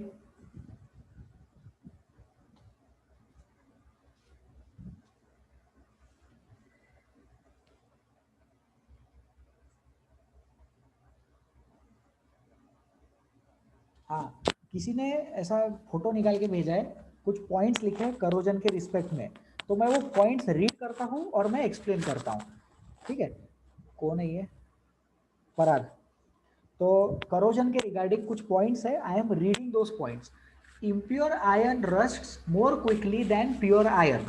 तो जो इम्प्योर आयरन रहता है वो ज़्यादा अच्छे से खराब होता है, मतलब जल्दी जल्दी खराब होता है, ठीक है। तो इम्प्योर आयरन जल्दी क्यों खराब होता है उसका रीजन मेरे पास नहीं है, लेकिन प्योरिटी नहीं है ना उसकी। प्योर आयरन अगर रहेगा, प्योर आयरन मतलब Fe के एटम्स, फिर अगर इम्प्योरिटी आ गई उसमें, थोड़ा सा कॉपर आ गया या कोई दूसरा जिंक वाला एलिमेंट आ गया, तो उसकी वजह से क्या होता है, उसका रस्टिंग का स्पीड, रस्टिंग का रेट ऑफ द रिएक्शन थोड़ा सा बढ़ जाता है। Rusting of iron is accelerated when it is in contact with less active metals such as copper or tin, वही वाली चीज। तो कैसा रहता है कि अपन ने मेटल्स का रिएक्टिविटी सीरीज पढ़ा है ना। तो सोचो अगर आयरन और कॉपर दोनों है साथ में, तो उसमें से आयरन ज्यादा रिएक्टिव है ऐसा वो बोल रहा है। तो जो चीज ज्यादा रिएक्टिव रहेगी वो पहले रिएक्ट करेगी, पहले रिएक्ट करेगी मतलब पहले खराब होएगी। तो सेकंड पॉइंट सुने, सेकंड पॉइंट समझे सब लोग। The rusting of iron is accelerated when it is in contact with a less active metal such as copper or tin. यदि आयरन कॉपर या टिन के कांटेक्ट में होता है तो आयरन का एक्सेलरेटेड रस्टिंग होता है, जल्दी जल्दी रस्टिंग होएगा, क्योंकि वो कॉपर को रस्ट नहीं होने देगा, कॉपर से उसकी रिएक्टिविटी ज्यादा है, तो ऑक्सीजन के एटम्स प्रिफरेंशियली आयरन के साथ रिएक्ट करेंगे। ठीक है, next point, iron undergoes mechanical stress, rusts more quickly because individual Fe atoms are strongly bonded together. हाँ, जो आयरन ज्यादा यूज में आ रहा है उसका रस्टिंग जल्दी होता है क्योंकि Fe atoms are less strongly bonded. सोचो आयरन आयन के आर्टिकल एटम्स है, बहुत सारे एटम्स है और वो सारे एटम्स एक दूसरे के साथ अच्छे से बॉन्डेड है, तो अंदर का आयरन जल्दी एक्सपोज नहीं होएगा, ऊपर का लेयर रस्ट होगा, टूट के गिर जाएगा, फिर अंदर के आयरन को रस्ट होने का मौका मिलेगा। लेकिन अगर कोई ऐसा आयरन है जो मैकेनिकल स्ट्रेस में बहुत ज्यादा है, मैकेनिकल स्ट्रेस मतलब ऐसा मूविंग पार्ट वाला है, तो मूविंग पार्ट वाले आयरन का रस्टिंग का रेट ज्यादा रहता है, ऐसा वो बोल रहा है। ठीक है, acidic condition leads to acceleration of corrosion process compared with basic और न्यूट्रल कंडीशन। तो एसिडिक मीडियम में आयरन का रस्टिंग जल्दी होता है, ज्यादा होता है। इसी के रिगार्डिंग हमने अब ये 9th में किया था कि 10th में किया था याद नहीं, लेकिन शिफ्ट के बारे में बहुत डिस्कस किया था, किसी स्टूडेंट ने पूछा था, आई गेस 10th क्लास में डिस्कस किया था अपन ने। तो शिप जो रहता है वो आयरन का शिप रहता है, लेकिन उसमें करोजन बहुत जल्दी जल्दी होता है क्योंकि वो सी वाटर के कांटेक्ट में रहता है। तो पहले मैंने ऐसा बताया था कि सॉल्टी वाटर की वजह से करोजन का रेट बढ़ता नहीं है, लेकिन बाद में मैंने बोला था करोजन का रेट बढ़ता है। ठीक है, तो वो चीज अपन ने डिस्कस कर लिया।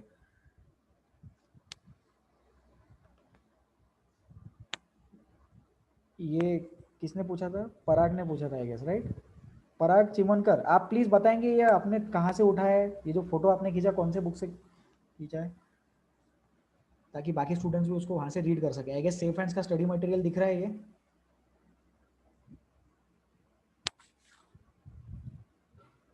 यानी तो पराग रिप्लाई नहीं कर रहे। हाँ, यस, ओके। सेफ हैंड्स के स्टडी मटेरियल में 3-4 पॉइंट्स गिवन है करोजन से रिलेटेड, मैं चाहता हूँ कि आप लोग उसको रीड करें और वो मैंने एक्सप्लेन कर दिया। ठीक है, please explain the term strain in the metal affects corrosion. तो वही चीज, स्ट्रेन अगर है मेटल में, स्ट्रेन मतलब उसके ऊपर बहुत ज्यादा फोर्स अप्लाई हो रहा है, तो ये चीज थोड़ा 11th-12th में अपन फिजिक्स में पढ़ाते हैं इस चीज को, थर्मल स्ट्रेन रहता है, फिर मैकेनिकल स्ट्रेन रहता है जिसकी वजह से चीजें एलोंगेट होती है, यंग्स मॉड्यूलस वगैरह वो वाली चीजें 11th में पढ़ते हैं। स्ट्रेन का मतलब आपको ये समझे कि वो मेटल को यूज कर रहे हैं, जो चीज ज्यादा यूज में रहेगी उसका करोजन का रेट ज्यादा रहेगा, क्योंकि उसके मेटल्स ज्यादा एक्सपोज रहेंगे ऑक्सीजन से रिएक्ट करने के लिए। ठीक है, नेक्स्ट डाउट आया, sir why is hydrated iron known as rust. अभी आयरन जो है वो रिएक्ट करके ऑक्सीजन से रिएक्ट कर रहा है, तो आयरन के ऑक्साइड को ही रस्ट बोलते हैं। ठीक है, तो रस्ट जो रहता है वो एक्चुअली Fe2O3.XH2O रहता है, अपन देखेंगे अभी इसके बाद की स्लाइड में आ जाएगा। ठीक है,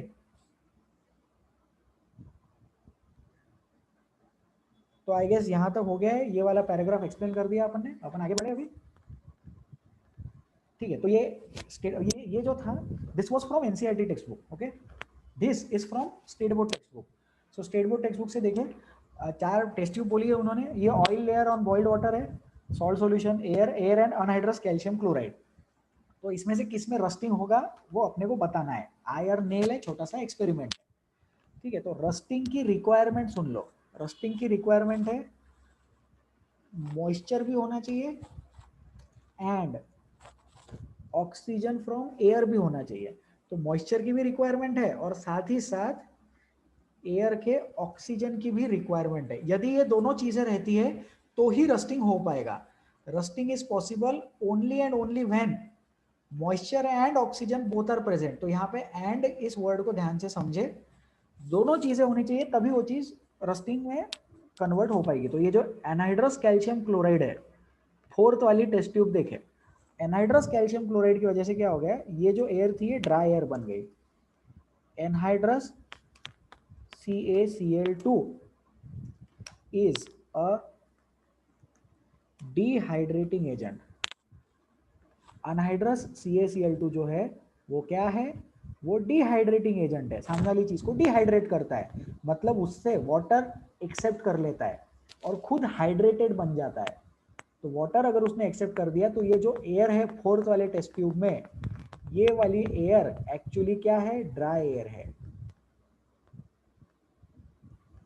तो ड्राई एयर होने की वजह से फोर्थ वाले टेस्ट ट्यूब में रस्टिंग नहीं होगा। ओके, फर्स्ट वाले टेस्ट ट्यूब में भी रस्टिंग नहीं होगा क्योंकि because of oil contact with oxygen is broken. Oil की वजह से ऑक्सीजन का कॉन्टैक्ट जो है वो ब्रेक हो गया। सोचो, आप लोगों ने कहीं सुना होगा डिस्कवरी वगैरह पे या बुक्स वगैरह में पढ़ा होगा कि ऑयल स्पिल हो जाते हैं तो उसकी वजह से फिशेस या एक्वेटिक लाइफ को बहुत ज़्यादा प्रॉब्लम होती है। तो प्रॉब्लम क्यों होती है? ऑक्सीजन की वजह से, सॉरी ऑयल की वजह से, ऑयल स्पिलिंग की वजह से एयर का ऑक्सीजन डिसॉल्व नहीं हो पाता वाटर में। फिश जो है और एक्वेटिक प्लांट्स जो है वो dissolved oxygen in the water को ब्रीथ करते हैं। Dissolved oxygen in the water को ब्रीदिंग में यूज करते हैं। अब अगर वो ऑक्सीजन खत्म हो गया तो नया ऑक्सीजन एयर से वाटर में डिसॉल्व होते रहता। लेकिन अगर ऑयल स्पिल हो गया समंदर में, सी में, कभी कभी बड़े बड़े टैंकर रहते हैं, उससे ऑयल स्पिल हो जाता है तो उससे एक्वेटिक लाइफ हार्म होती है, इंपैक्ट होती है। क्यों? क्योंकि ऑक्सीजन से कांटेक्ट ब्रेक हो गया उस वाटर का। तो फोर्थ वाले टेस्ट ट्यूब में भी रस्टिंग नहीं होगा, सेकंड और फर्स्ट वाले टेस्ट ट्यूब में भी रस्टिंग नहीं होगा। सेकंड वाले टेस्ट ट्यूब में रस्टिंग होगा और थर्ड वाले टेस्ट ट्यूब में भी रस्टिंग होगा, क्योंकि थर्ड वाले टेस्ट ट्यूब में उसने सिर्फ एयर लिखा है। एयर लिखा है तो usually air contains moisture,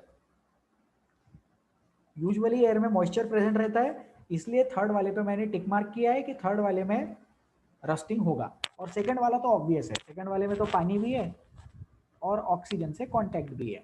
air से कांटेक्ट है मतलब ऑक्सीजन से कांटेक्ट है, तो सेकंड और थर्ड में रस्टिंग होगा। अपन सोच सकते हैं कि थर्ड वाले में रस्टिंग का रेट कम होगा, सेकंड वाले में रस्टिंग का रेट ज़्यादा होगा क्योंकि वाटर के डायरेक्ट कांटेक्ट में है।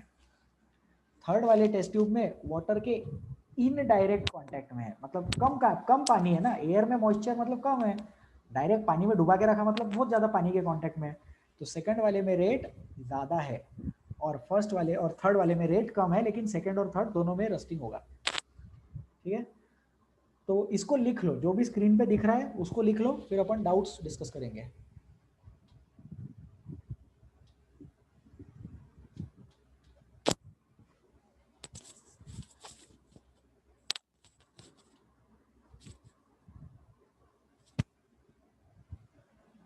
ठीक है, लिख लिया गया? डाउट्स पूछ लो, व्हाट्सएप पे मैसेज कर दो डाउट्स अगर है किसी को तो। हाँ सर, एक्सप्लेन डिहाइड्रेटिंग एजेंट, अभी बताते हैं। तो डिहाइड्रेटिंग एजेंट मतलब ऐसा एजेंट रहता है जो पानी को एब्जॉर्ब कर लेता है। तो कैल्शियम क्लोराइड जो है वो कैल्शियम क्लोराइड ऐसे पानी को एब्जॉर्ब कर लेता है। एब्जॉर्ब कर लेता है मतलब अब जैसे एयर में मॉइस्चर प्रेजेंट है तो एयर के मॉइस्चर को वो यूज कर लेगा और एनहाइड्रेट से खुद हाइड्रेटेड सॉल्ट बन जाएगा। दो टाइप के सॉल्ट होते हैं, hydrated salt and anhydrous salt. ठीक है, हाइड्रेटेड है एनहाइड्रस। हाइड्रेटेड मतलब जिसमें वाटर ऑफ क्रिस्टलाइजेशन रहता है। मैं कहाँ लिखूँ ये, इसको डिलीट कर दूँ क्या? एक मिनट रुक जाते हैं, लिख लो पहले जल्दी से।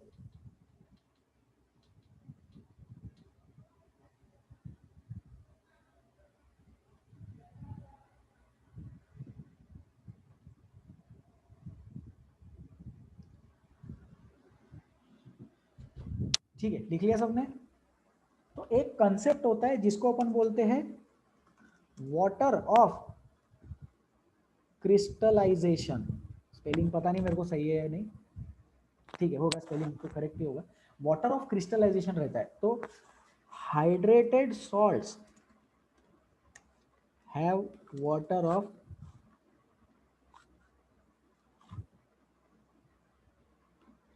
crystallization.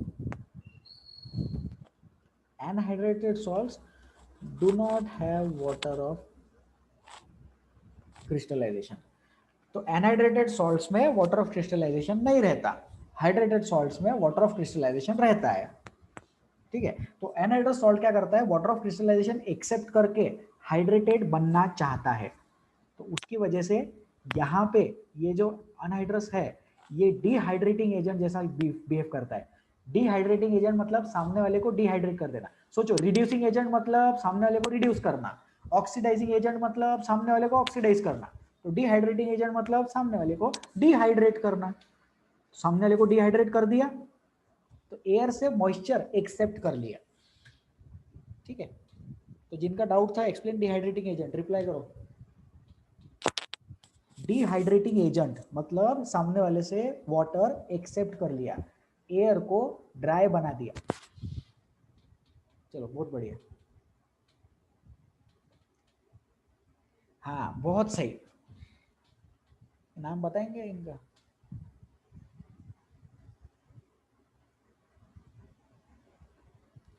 ठीक है, किसी ने पूछा है कि oil layer on boiled water वाले केस में ऑक्सीजन जो डिजॉल्व है पानी में वो यूज नहीं होगा क्या? तो फर्स्ट वाले केस में कोई किसी का डाउट आ रहा है, फर्स्ट वाले केस में जो है ऑक्सीजन जो पानी में था जो डिजॉल्व था वो वाला यूज नहीं होगा क्या? तो इसीलिए उन्होंने क्या किया, बॉइल्ड वाटर लिखा है।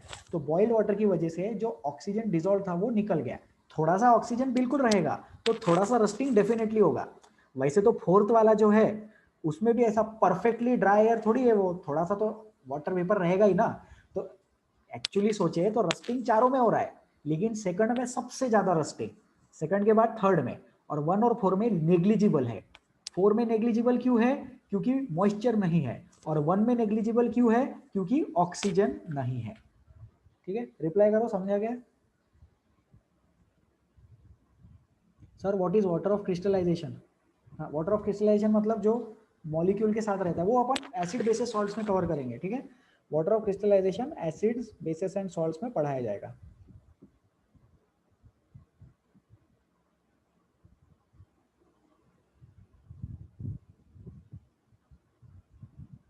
हाँ, किसी ने पूछा है सर जब हाइड्रेटेड सॉल्ट कन्वर्ट होते हैं अनहाइड्रेटेड सॉल्ट में तो क्या वहाँ केमिकल रिएक्शन होती है? बिल्कुल, इसीलिए तो वो केमिकल चेंज होता है। करेंगे, बहुत इंटरेस्टिंग केस है। वाटर ऑफ क्रिस्टलाइजेशन अपन अलग से डिस्कस करने वाले हैं एसिड बेसिस सॉल्ट में, हो जाएगा वो। ठीक है, चलो next point. So I hope this experiment is clear. तो इसका कुछ थ्योरी है, पैराग्राफ है, मैं जल्दी से रीड कर देता हूँ। Observe all the 4 test tubes after a few days, कर लिया। What did you find? अपन ने देखा है एक्चुअली रियल लाइफ सिनारियो में चारों में रस्टिंग होगा, सेकंड में सबसे ज्यादा, सेकंड के बाद थर्ड में, और फिर 1 और 4 में एकदम ही नेग्लिजिबल होगा। Which test tube had the nails as before? 1 और 4 had the nails as before. Both water and air are necessary for rusting. Important statement learn करें, दोनों वाटर और एयर की रिक्वायरमेंट होती है। एक्चुअली एयर लिखना भी गलत हो जाएगा, वहां पे ऑक्सीजन लिखना है। मतलब एयर से ऑक्सीजन यूज कर रहे हैं, लेकिन मान लो कि अगर अपन ने एक्सपेरिमेंट सेटअप कर दिया जिसमें एयर नहीं है, लेकिन फ्रेशली प्रिपेयर्ड ऑक्सीजन या कोई भी ऑक्सीजन डाल दिया, ऑक्सीजन सिलेंडर लेके आ गए, तो उससे भी रस्टिंग हो जाएगा। Rusting process takes place rapidly in presence of salt. तो ये वो पॉइंट है, वो शिप का हल वाला। Rapidly it takes place in the presence of salt. Have you seen effect of redox reaction in everyday life? Yes. Vehicle look shiny, old vehicle look dull, reddish color solid layer उसको बोलते हैं rust, और उसका molecular formula रहता है Fe2O3.XH2O। अब ये जो X रहता है, ये जो X है, यही X वाटर ऑफ क्रिस्टलाइजेशन है। हाँ, यही जो X है ये वाटर ऑफ क्रिस्टलाइजेशन है, Fe2O3.XH2O। तो हाइड्रेटेड सॉल्ट को ऐसा ही लिखते हैं। एक बहुत फेमस हाइड्रेटेड सॉल्ट आप लोगों ने सुना होगा, ब्लू विट्रियोल, CuSO4.5H2O। ठीक है, तो ये ब्लू विट्रियोल है, इसका नाम है ब्लू विट्रियोल, ये ब्लू कलर का होता है। प्लीज वेट, ब्लू विट्रियोल, इसके अंदर 5 molecules of water are the water of crystallisation. इसमें जो 5 मॉलिक्यूल्स है पानी में, 5 मॉलिक्यूल्स ऑफ वाटर जो है वही वाटर ऑफ क्रिस्टलाइजेशन है। किसमें? CuSO4.5H2O। कहाँ रखो इसको?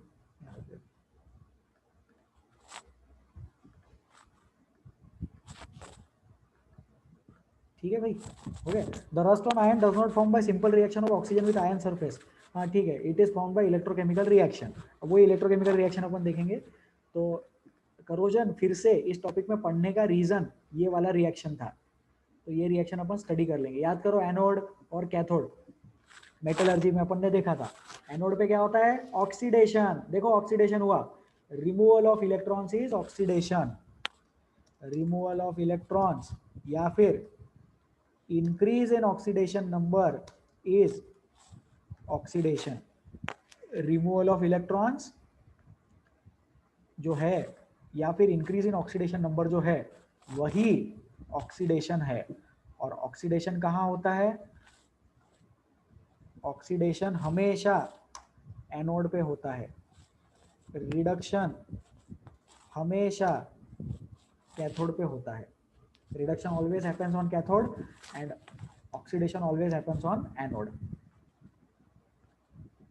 ठीक है, सेकेंड पॉइंट, तो यहाँ पे ऑक्सीजन का रिडक्शन हुआ, देखो इलेक्ट्रॉन्स ऐड हो गए उसमें, ऊपर रिमूव हुए नीचे ऐड हो गए, फिर ये रिएक्शन को ऐड कर लेंगे तो ये फाइनल रिएक्शन बन गई और ये रस्ट बन गया और ये Fe2O3 डॉट H2O आ गया। अभी कैसा रहता है कि पानी अगर ज़्यादा रहा तो वहाँ पे .5H2O, .3H2O, .2H2O कितने भी अपन लिख सकते हैं, ऐसे कितने भी नहीं लिख सकते, उसका भी एक मेथड रहता है, बट उसको बोलते हैं water of crystallisation. That thing is called as water of crystallisation. ठीक है, तो डाउट्स पूछ लो अभी, ये रिएक्शन में डाउट पूछ लो। इसमें इंटरेस्टिंग चीज देखो, एक ये जो ऊपर वाली रिएक्शन है ना Fe वाली, उसको 2 से मल्टीप्लाई करना पड़ेगा। हेलो ध्यान दो इधर, ये वाली रिएक्शन को 2 से मल्टीप्लाई करो ताकि इलेक्ट्रॉन्स कैंसिल हो जाए। देखो 2Fe3+ लिखा इसने, ऊपर वाली रिएक्शन को 2 से मल्टीप्लाई करो, वो रिएक्शन में अपने को इलेक्ट्रॉन्स को कट करना है। ठीक है, बढ़िया बढ़िया। और देखो इधर, इधर आपको 4H+ दिखेंगे लेकिन यहाँ पे 6H+ दिख रहे हैं क्योंकि वो वाटर जो था वो वाटर क्लब हो गया इसके साथ में, यहाँ पे क्लबिंग ऑफ वाटर हो गया, हाइड्रेटेड सॉल्ट बन गया। क्या बना? Hydrated salt. ठीक है, so this is the reaction for corrosion, this reaction is for the corrosion. तो जैसा आयन का करोजन है ऐसा दूसरे भी टाइप का करोजन रहता, उसको मतलब सिल्वर का रहता, सिल्वर में ब्लैक कलर की लेयर बनती, कॉपर का रहता, कॉपर में ग्रीन कलर की लेयर बनती, उसकी भी रिएक्शन रहती है, बट वो अपने को स्टडी नहीं करना है, अपने लिए इतना सफिशिएंट है, इसका ध्यान दे। ठीक है, और करस्पॉन्डिंग टॉपिक सेफ हैंड्स के स्टडी मटेरियल से पढ़ते रहे। Okay, so this is about corrosion. I will move to the next slide. नहीं, जनता डाउट पूछ रही है, पूछ लो व्हाट्सएप पे डाउट पूछो, मैसेज करो, sir please explain cathode reaction. ठीक है, तो एनोड रिएक्शन पे क्या हुआ? एनोड रिएक्शन पे रिमूवल ऑफ इलेक्ट्रॉन हुआ, तो कैथोड पे क्या होएगा? कैथोड पे एडिशन ऑफ इलेक्ट्रॉन्स होएगा, एडिशन ऑफ इलेक्ट्रॉन्स मतलब decrease in oxidation number is reduction. और रिडक्शन किस पे होता है? रिडक्शन कैथोड पे होता है, ऑक्सीडेशन होता है एनोड पे और रिडक्शन होता है कैथोड पे। ठीक है, तो ये मैंने एक्सप्लेनेशन दे दिया कैथोड रिएक्शन का। इलेक्ट्रॉन्स ऐड हुए, ऑक्सीजन में इलेक्ट्रॉन्स ऐड हुए तो उसने H+ भी एक्सेप्ट किया और वाटर बन गया। एक वाटर, दो वाटर के मॉलिक्यूल बने ना, तो एक वाटर का मॉलिक्यूल Fe2O3 के साथ क्लब हो गया, तो उससे बना हाइड्रेटेड सॉल्ट। क्या बना? Hydrated salt, water of crystallisation है वो। सर वो इलेक्ट्रॉन हाइड्रोजन में ऐड हो रहे हैं कि ऑक्सीजन में? वो दोनों में ऐड हो रहे हैं, वहां पे रिएक्शन हो रही है, हाइड्रोजन का कटायन और ऑक्सीजन का मॉलिक्यूल और इलेक्ट्रॉन ये मिलके वाटर बना रहा, तो वो इलेक्ट्रॉन ना तो हाइड्रोजन में जा रहा है ना तो ऑक्सीजन में जा रहा है, उसमें कंपाउंड फॉर्मेशन हो रहा है। और कंपाउंड फॉर्मेशन होता है ऐसा, वाटर का मॉलिक्यूल बन रहा है वहां पे, H+ और ऑक्सीजन का मॉलिक्यूल मिलके H2O बना रहा है और इलेक्ट्रॉन्स भी वहां पे पार्ट ले रहे हैं। ऐसे किसी एक के पास नहीं जा रहा, सबके पास जा रहा हूँ। ठीक है, जो भी है प्लीज रिप्लाई करे। इनका नाम, चलो जो भी नाम है इनका। ठीक है, so this is about corrosion reactions. Any other doubts? सिद्धांत, ओके, थैंक यू सिद्धांत। हर बार नाम लिखा करो, हमेशा हर डाउट के साथ नीचे नाम लिख देना, मैं ऊपर जाके नहीं ढूंढूंगा नाम। Thank you so much. Let us move ahead. आज का लास्ट आर्टिकल, छोटा सा आर्टिकल, रेंसिडिटी। अच्छा नहीं, करोजन में और एक पॉइंट है क्या? हाँ कुछ नहीं, time pass. Due to various components of atmosphere oxidation of metals take place, consequently resulting in the damage. वो खराब होता है इसलिए तो उसको कोरोजन का ध्यान रखना पड़ता है। कैसे ध्यान रखते हैं? कलर करते, पेंटिंग करते, है ना, ग्रीस लगाते, वाटर से ऑक्सीजन से कॉन्टैक्ट ब्रेक करने की कोशिश करते। ठीक है, this is called corrosion. Iron rust and a reddish coloured layer is collected on it, this corrosion of iron. Corrosion is very serious problem, we are going to study about it in next chapter, already did, हमने metals and non metals already पढ़ लिया है। ठीक है, आज का और इस चैप्टर का लास्ट आर्टिकल रेंसिडिटी। तो तेल कभी कभी खराब हो जाता है, fat oil containing food material बहुत देर तक रहेगा तो वो खराब हो जाते हैं, बहुत ज़्यादा वियर्ड टेस्ट आता है उसका, एकदम खट्टे से भी खराब टेस्ट आता है। रेंसिडिटी बोलते हैं उस चीज़ को, chemical phenomena is called rancidity. तो मैं स्टेटमेंट रीड कर रहा हूँ। When fats and oils are oxidized, they become rancid and their smell or taste changes. उनका smell या taste जो है वो change हो जाता है और वो rancid हो जाते हैं. Usually substances which prevent oxidation, antioxidants, are added to food containing fats and oils. तो अभी कुछ compounds रहते हैं, तो आप लोग अगर ये पैकेट वाला फूड देखें, जैसे चिप्स के कुरकुरे के पैकेट रहते हैं, कॉर्नफ्लेक्स है, उसमें क्या रहता है कि आप अगर उसके कंटेंट्स पढ़े, इंग्रेडिएंट्स पढ़े कि उसमें क्या क्या है, तो उसमें आप लोगों को बहुत सारी चीज़ें मिलेंगी, बहुत सारे कंपाउंड के नाम मिलेंगे। जैसे वहाँ लिखा रहता है इमल्सिफाइंग एजेंट, प्रिजर्वेटिव्स। तो जो एंटीऑक्सीडेंट है it is a type of a preservative. सोचो, खाना घर में फ्रेश बनाते तो वो जल्दी खराब हो जाता है, 1 या 2 दिन के बाद अपन नहीं खाते, लेकिन पैकेट फूड जो रहता है it is suppose to have a shelf life of at least 3 months और 4 months। शेल्फ लाइफ मतलब दुकान में रख सकते हैं उसको 3 महीने तक, 3 महीने तक खराब नहीं होता, इसीलिए उस पर लिखा रहता बेस्ट बिफोर। तो बेस्ट बिफोर का मतलब है उस पर्टिकुलर डेट से पहले यूज कर लेना, नहीं तो खराब हो जाएगा। तो वो खराब न हो उतने 3 महीने तक चले, इसलिए उसमें यूज करते हैं एंटीऑक्सीडेंट्स। मतलब कुछ कंपाउंड ऐसे यूज करते हैं जो कि ऑक्सीडेशन को प्रिवेंट करते हैं, ऑक्सीडेशन नहीं होने देते। जाहिर सी बात है कि ऐसे प्रिजर्वेटिव और ऐसे ऑक्सीडेशन कंपाउंड्स, ऐसे प्रिजर्वेटिव, ऐसे इमल्सिफाइंग एजेंट्स, ऐसे एंटीऑक्सीडेंट वाला अपन खाना खाए तो लॉन्ग टर्म में हेल्थ खराब होती है। बट कोई नहीं सुनता, मैं भी नहीं सुनता हूँ। So to prevent oxidation, antioxidants are used. Keeping food in airtight containers helps to slow down oxidation. Do you know that chips manufacturers use flush bags of chips with gas such as nitrogen to prevent the chips from getting oxidized? बहुत बढ़िया। ये आप लोगों ने देखा होगा, less का packet या बालाजी के चिप्स का पैकेट रहता है, तो वो चिप्स के पैकेट में जो चिप्स है वो ज़्यादा फ्रेश रहते हैं as compare to local made chips. क्योंकि जो लोकल चिप्स रहते हैं वो जब पैकेजिंग करते हैं तो उसमें नॉर्मल वाला एयर रहता है। अगर बालाजी या लेस या कुरकुरे का पैकेट देखे तो उसमें जो रहता है उसमें नाइट्रोजन गैस से ट्रीट करते हैं, मतलब उसमें नॉर्मल वाला एयर नहीं फिल करते, उसमें नाइट्रोजन फिल करते हैं। तो वो नाइट्रोजन क्यों करते हैं? Nitrogen has very low reactivity as compare to oxygen. Oxygen के मुकाबले, ऑक्सीजन के कंपैरिजन में नाइट्रोजन की रिएक्टिविटी जो है वो बहुत कम है, इसलिए वो नाइट्रोजन फूड के ऑयल या फैट के साथ रिएक्ट नहीं करेगा। ठीक है, फिर दूसरा एक चीज आप लोगों ने ऑब्जर्व किया होगा, या तो चिप्स वगैरह में अपन क्या करते हैं, नाइट्रोजन के प्रेजेंस में चिप्स को पैक करते हैं और पैकेट को सील करते हैं। या फिर आप लोगों ने परचेस्ड खाकरा वगैरह देखा होगा, तो उसमें क्या रहता है, वो एकदम चिपका हुआ रहता है, जो पैकेजिंग रहता है वो खाकरा के पीस को एकदम चिपका हुआ रहता है। तो जब उसकी पैकेजिंग की तो वहां पे पूरी एयर निकाल के पैकेजिंग की, वैक्यूम पैकेजिंग जैसा सोचो। वो चीज हम चिप्स में क्यों नहीं कर सकते? क्योंकि चिप्स टूट जाएगा, है ना। 15-20 खाकरा है और उसको ऐसे पैकेट में रखा है जिससे कि उस कंडीशन में चिप्स या खाकरा खराब ना हो।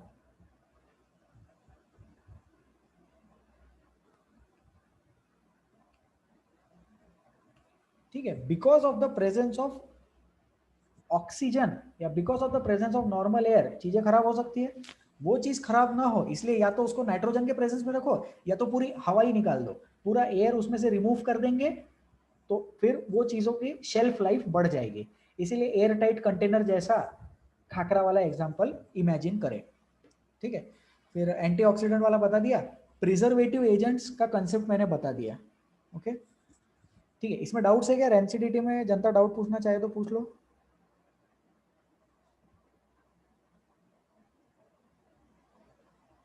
Please ask doubts on WhatsApp.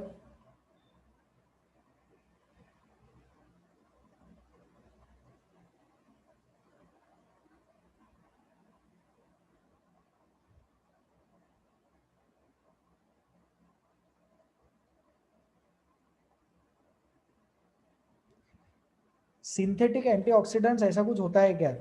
Harshal पूछ रहे हैं। हाँ, सिंथेटिक सिंथेटिक एंटीऑक्सीडेंट्स रहते हैं। नेचुरल एंटीऑक्सीडेंट्स पता नहीं मेरे को रहते हैं नहीं, लेकिन सब सब जो भी है वो केमिकल ही है, ठीक है sir. Nitrogen is deoxidizing agent, so therefore the chips are flushed with it. नहीं, नाइट्रोजन डीऑक्सीडाइजिंग एजेंट नहीं है, नाइट्रोजन सिर्फ रिएक्ट नहीं कर रहा है। जस्ट अ मिनट,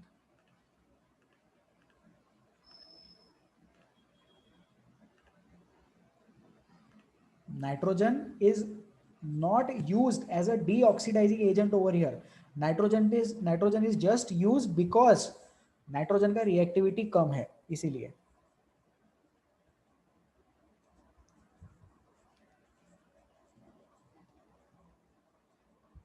ठीक है, पराग पूछते हैं कि एंटीऑक्सीडेंट जो है वो रिडक्टेंस रहते हैं क्या, वो रिड्यूसिंग एजेंट रहते हैं क्या? नहीं, आप एंटीऑक्सीडेंट्स को ये मत समझो, एक सेकेंड,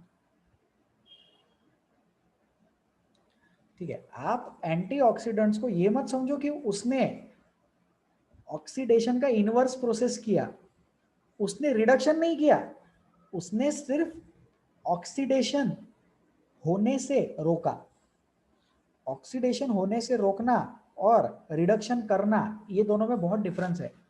ऑक्सीडेशन न होने देने वाली चीज को एंटीऑक्सीडेंट बोलते हैं। तो एंटीऑक्सीडेंट और रिडक्टेंट एकदम अलग अलग चीजें हैं, ठीक है। पराग व्हाट्सएप पे बाद में रिप्लाई कर देना, समझा गया? ठीक है, एनी फर्दर कंसर्न्स और कोई डाउट इसमें नहीं है? So with this, I will end today's class. Thank you so much for attending. I thank you all for your patience. Hopefully आज की क्लास में आप लोगों को समझ में आया होगा। आज का इजी कॉन्सेप्ट्स था। नेक्स्ट टर्न पे हम कार्बन एंड इट्स कंपाउंड्स ये टॉपिक डिस्कस करेंगे। We will be discussing carbon and its compounds. तो आप लोग वो टॉपिक रीड कर सकते हैं। नेक्स्ट क्लास हम लोगों का थर्सडे को है, सॉरी फ्राइडे को है। So I will be seeing you on Friday evening. Carbon and its compounds topic हल्का हल्का रीड करना स्टार्ट कर दे। इसका असाइनमेंट मिल जाएगा इस टॉपिक का, वो आप लोग सॉल्व कर सकते हैं, ठीक है। So with this I thank you all, please take care of yourselves. I will end the meeting now.